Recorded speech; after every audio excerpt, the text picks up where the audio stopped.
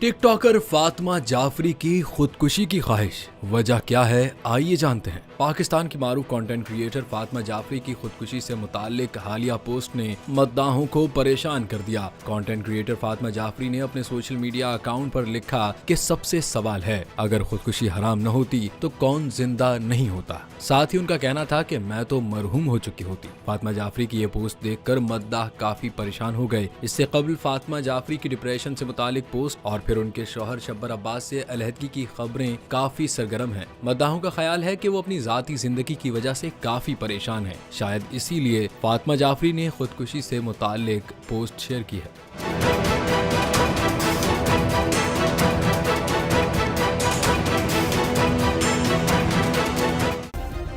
Subscribe करें और bell दबाएं ताकि कोई खबर रह न जाए।